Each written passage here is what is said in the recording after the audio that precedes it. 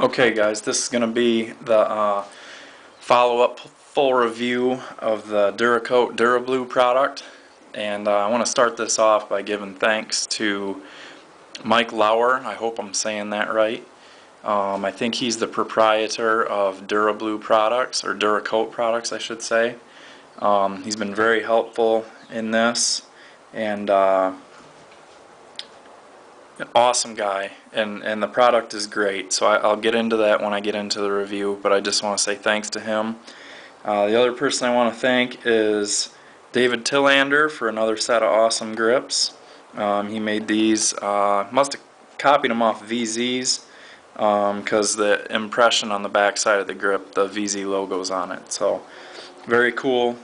These are about a third of the price of VZ's, and they're the high impact urethane or resin, whatever he makes them out of, and they feel great. I will say that Century Arms let me down again. I don't understand how a company that has that many firearms and does that much business can continually screw up, but they screwed up again, and this one is actually a good incomplete, and what was incomplete about it was that grip that was broken in half. The other grip was fine, but my problem is they charged me for a good. So they overcharged me by $50, and when I emailed them about it, they said, "Oh, you're right, it's our mistake, but we have to talk to a manager."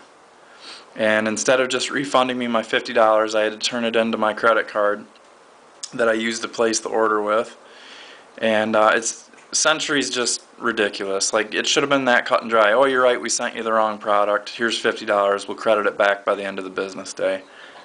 Nope. I ordered this thing, let's see, I picked it up a week ago Friday. I think I ordered it about a week ahead of that even. So it's been 2 weeks since the order was placed, and they screwed it up. But anyways, let's go on to the review. Sorry about that. So let's see, I'm going to look over my camera here. So can you see the sheen on that? This stuff turns out really cool, and I'm in my sunroom right now, but it is 5:30 p.m.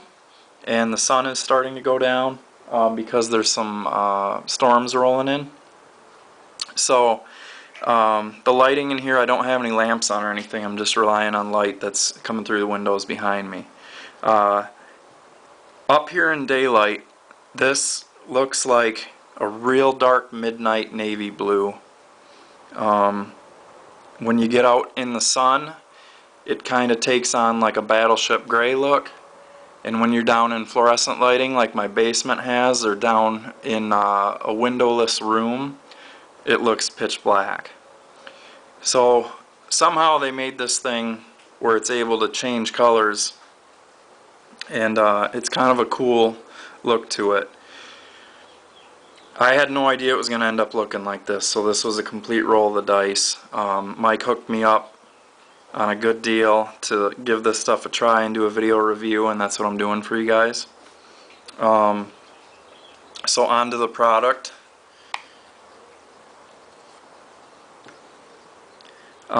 What can I say? The spray caps that come on these cans are awesome. Very, very nice fine mist it lays out, and it doesn't ever spit. I didn't have to turn the can over upside down to clear it at all. I was wearing gloves when I shot this. I made that a habit because your hands get trashed if you don't do that. And I would just wipe that nozzle off after I did one of the coats with the tip of my, I think they were latex gloves. And there was no problems.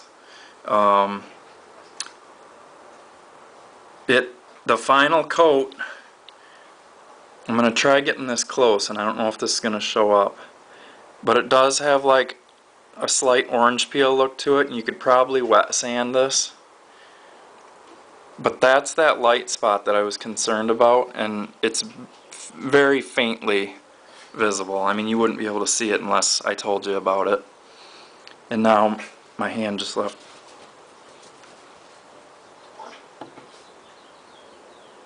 But it lays down really super smooth, and it self-levels out real nice. You can see that. If I was going to do this again, I don't know if I would do a gloss finish like this. If you're looking for the look of high polish bluing, this is awesome, but it doesn't look like, it looks like there's a coating on there, I guess is what I'm trying to say. The coloring does look like high polish bluing, and I haven't seen the black or the blue, but I'd imagine they give this same kind of sheen and everything. But it does look like it's been coated. It almost looks like I said, it looks like that appliance epoxy, which isn't a bad thing at all. It's just something to be aware of if you're going to do this. And hopefully you guys will watch this video so you can know what to expect if you're thinking about buying a can. If I was going to do another military style pistol like this, like a high power or a CZ or probably even a 1911, I think I would get one of the DuraCoat aerosols in a flat color, or satin. I don't know if they have satin, but the flat color stuff I think would look awesome. And the durability of this is shaping up to be some pretty incredible stuff. I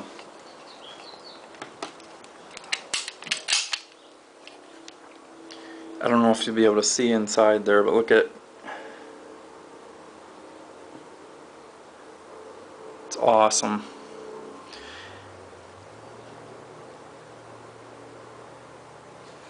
And I have not lubricated this yet.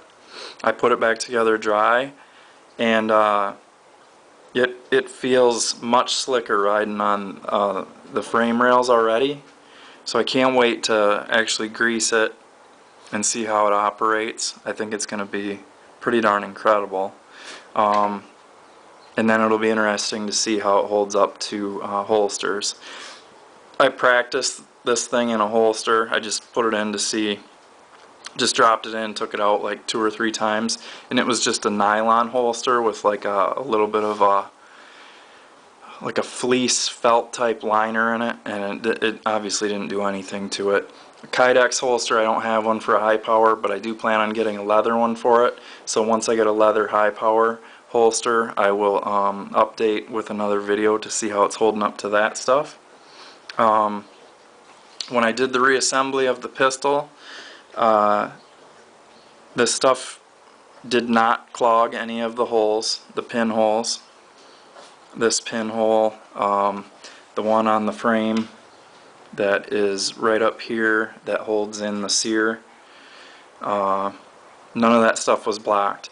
And if you can see, I had the screws threaded into the frame when I shot it, so the screw head stayed covered.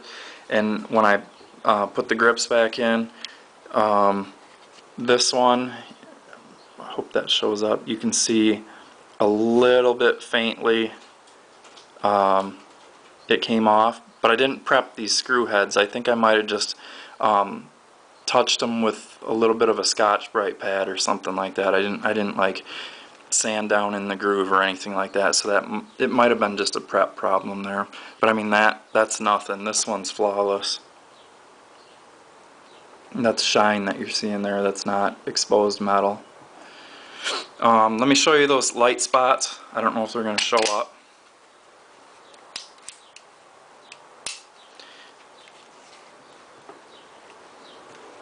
Right here.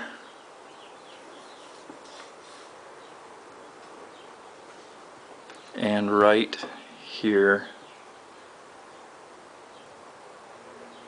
When you're holding it like this, like, you can't tell. But then if you tip it and look at it there, you can see it's light. And I think looking through the viewfinder on the camera, it's actually accentuating, and it's not really that bad. But I got 15 seconds and I'm running out of time on this video, so I appreciate you guys watching. Big shout out to Mike from DuraCoat and David Tillander for the grips. Thanks for watching, and I'll talk to you guys next time.